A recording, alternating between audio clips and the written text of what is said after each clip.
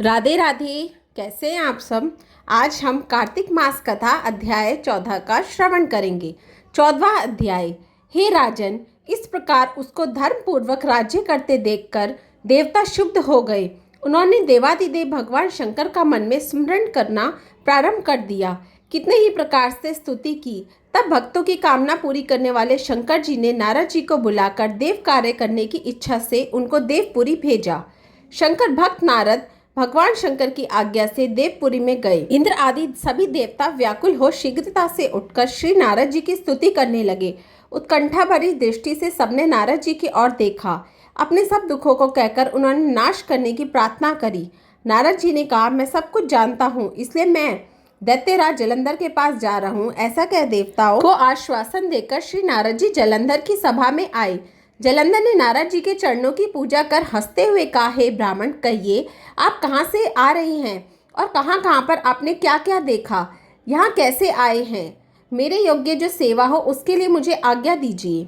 जलंधर के इस प्रकार के वचन सुनकर नारद जी प्रसन्न होकर बोले, हे दानवराज, हे महाबुद्धिमन जलंधर, तुम धन्य हो, क्योंकि इस समय सब रत्नों की भोक्ता एक तुम ही हो।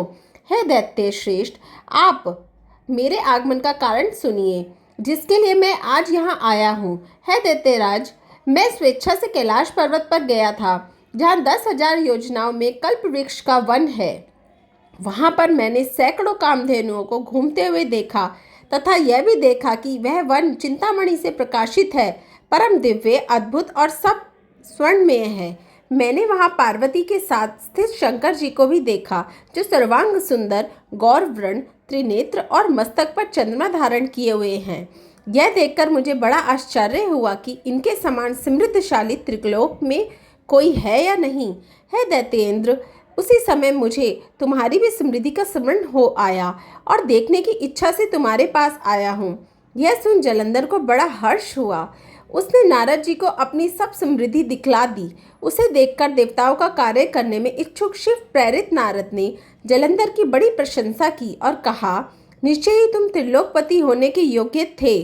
तुम्हारे लिए ऐसा होना कोई विचित्र बात नहीं है। मैं देखता हूँ और तुम्हारे पास सब कुछ है, किसी बात की कमी नहीं है। ऐरावत, उच्च श्रवा, घोड़ा, कल्प वृक्ष और कुबेर की निधि तुम्हारे पास है। मणियों और रत्नों के ढेर भी तुम्हारे पास लगे हुए हैं। ब्रह्मा जी का हंस युक्त विमान भी तुम्हारे पास है और द्युत लोक, पताल और पृथ्वी पर जितने भी रत्न आदि हैं वह सब तुम्हारे ही तो हैं।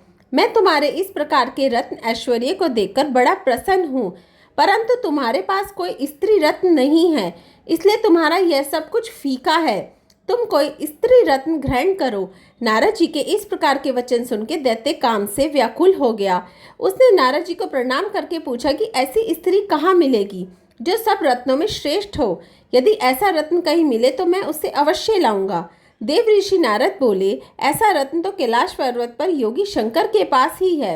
उनकी सर्वांग सुंदर पत्नी देवी पार्वती बहुत ही मनोहर हैं। उसके समान सुंदरी मैंने आज तक नहीं देखी। शंकर से बढ़कर समृद्धिवान दूसरा कोई नहीं है। उसके इस रत्न की महिमा तीनों लोकों में कहीं भी नहीं है। तभी तो परम विरक्त आत्मा राम शंकर जी भी उसके वश में हो गए। देव ऋषि नारद उस दैत्य से ऐसा कहकर अन्य कार्य करने की इच्छा से आकाश मार्ग से चले गए। कार्तिक मास कथा अध्याय 14 समाप्त। राधे राधे।